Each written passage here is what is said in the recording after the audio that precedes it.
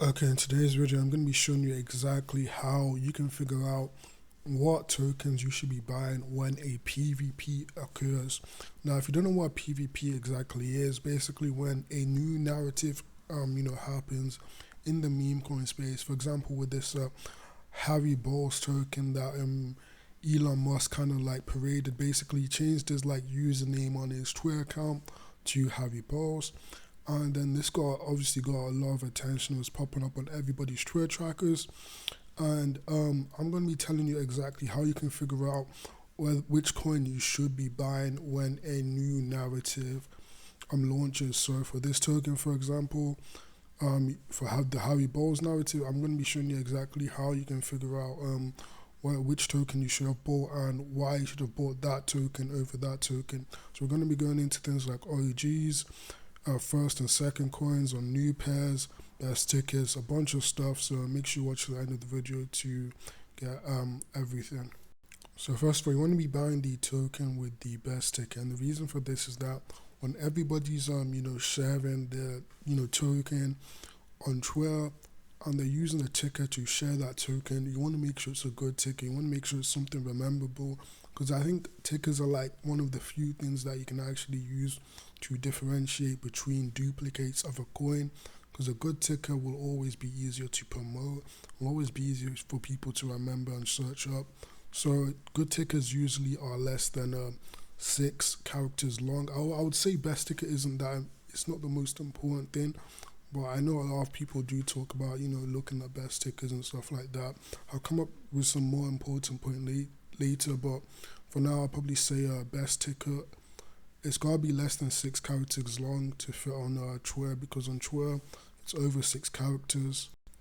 As you can see here on Twitter, if it's over 6 characters, you won't get like a clickable like kind of a link. So I wouldn't easily be able to just click on this link when it's over 6 characters. So preferably 6 characters or less, but it's not that important. Now, I'd say when you're trying to figure out what exactly is a good ticker, like I said, something that's rememberable, something that's easy to search up, not something that it's like all over the place, or it's hard, it's too long, for example. That's a good reason why a ticker might be bad. If a ticker's too long, then it's probably not a good ticker.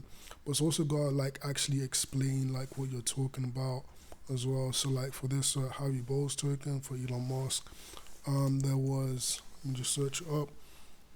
This here might not be a great ticker because it's got the $ at the start, and if that means that the actual $ comes with a ticker, which is an issue. And then here we have HB. HB is okay, but like it doesn't really explain what's going on. When you search up and you just see HB, you're not gonna like straight away know that okay, this is Harry Bowles that we're talking about. And Bowles might be a good ticker as well, might be alright, but unfortunately I didn't win the PvP at all. And then of course the token that did win the PvP was Harry Bowles, but I'm going to explain why this token actually won. I wouldn't say it was because of the ticker. Obviously the ticker is a bit long. I'd say it was something else. I'm going to go into detail in that in this video as well. Now I'm also going to be talking about OGs as well. Now when you find coins and when you're searching for coins, whenever a coin launches past like a million market cap, I would always say always be searching for the OG. Now as you can see here for the Harry Bowles token, the actual winner of this token was the OG token. And the reason for that was actually because it was partially because a Kols was buying before. Like this guy, Flipping Profits, who's a big trader in this space, he was actually buying this Harry Bowles token before. But right now, I think the coin actually did well, not because it was an OG token, but because obviously that Kols was buying. But this was the oldest coin on chain at the time. As you can see, it was 4 days or it's 4 days before any other token. And this was like the main runner. This was actually the token that did the most X's. I think it went from like 40k to like 24 million in like less than 25 minutes. So it did absolutely incredible. This was just a straight runner all the way up. As you can see, just like a straight runner, like the line is just like a straight line. There's no like downtrends or anything like that. It's just a straight line up. So like I said, you always preferably want to be aping into the OG, because OGs, it's usually like a safe bet when you buy the OG as well as the actual like if there's a new pair launching, what I want to be doing is buying the OG, even if it's like a few months old. I want to buy the OG and the actual new pair as well, because the thing about PvPs is that you gotta watch each token at the same time. Like you can never really know which token is actually gonna win the PvP. I will say the number one thing to help you actually predict whether a token is gonna win a PvP is your actual wallet tracker. If you're tracking KOLs, which is key opinion leaders in the space, these are people who like your influencers, your crypto trade guys, the big guys in the space, the best traders, etc. These guys are going to be super important in making sure the actual coin you're in or the coin you're looking at wins the PvP. Now, the reason for this is because a lot of people are watching these guys on their wallet trackers. So when they see that ping, they're going to prefer to buy into the coin that the KOL they're tracking is actually buying. And as well as that, other KOLs in the space also watch KOL's wallet. So when they see other KOLs buying a specific coin, they're also going to go ahead and also ape that coin, and that coin will, for the most part, just instantly win the PvP. So in my opinion, using a wallet tracker and tracking KOLs, tracking, not too many, maybe like I'll probably say 100 to 200, as much as you can without, like bloating your live trade section with like too much noise. So I'll probably say maybe like 100 to 200 Kols. If you do want access to a list of wallets, they will be in our Discord, so you can check that out. But yeah, honestly, I would say the number one point is how many KOLs are actually buying the token. That will hands down like help decide for the most part which coin is actually going to win the PvP. Now, next I'm going to be talking about when you're on this migrator section and you're trying to decide what coin you actually want to buy. Should you buy the first one that migrates or the second one that migrates? Now, I know a lot of you might be thinking, okay, let me buy the first coin because obviously that's the coin that's going to be the main runner.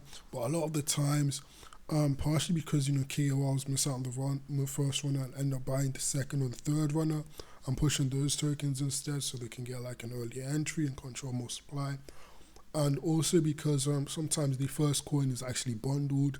So, sometimes developers will bundle the first coin of a new narrative to try and, get that coin to migrate the quicker so they can get the most attention on it.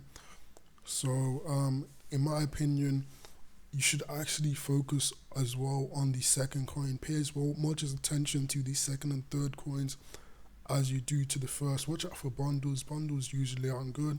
People always prefer tokens that aren't bundled, and people usually always also prefer tokens that have already migrated. So you're going to have a hard time trying to buy a new pair on here when there's a migrated token of that, when there's a duplicated migrated token that you can buy instead on chain. Like, you might as well just buy that coin if it's already available.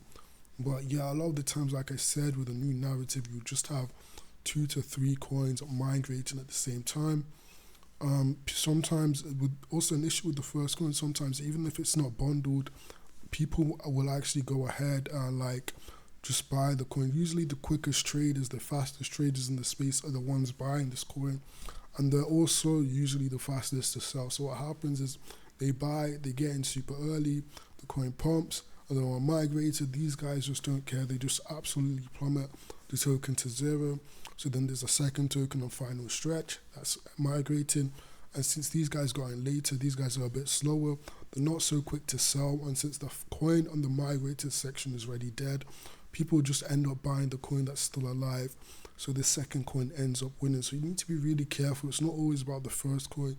You'll need to watch the second and third migrated coins. Give them as much attention as you give the first coin, because they have just as good as a chance of running as the other coins. But like I said, the most important thing in my opinion is actually going over to the trackers page and making sure you're picking the coins that the most KOLs are buying.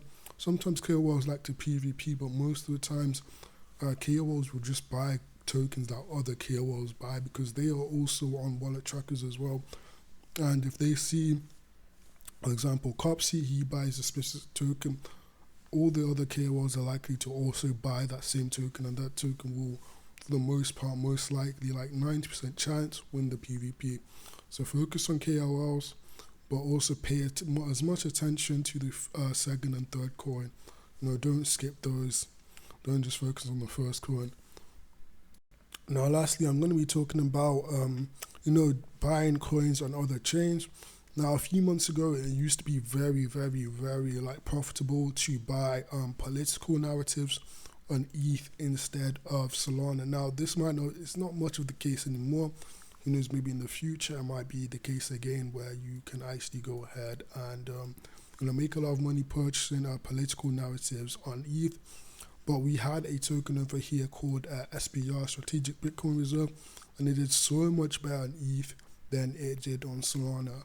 On Solana, it maxed out around 25 million, 30 million market cap. On ETH, this thing touched 90 million. So on ETH, when you see coins, specifically political coins, so coins that are political or related to Trump or Elon, they can sometimes do better on ETH. Like if it's not too memeable, I'd say if it's more of a boomer coin, that's the best way I can explain it. There's a good chance I might do better on ETH. Like we also had Crypto Task Force as well. I think that did better on ETH as well. Like coins like that usually do better on ETH. But I feel like a lot of ETH traders have moved off chain. They've moved over to Solana instead. So a lot of these ETH traders are now trading on Solana.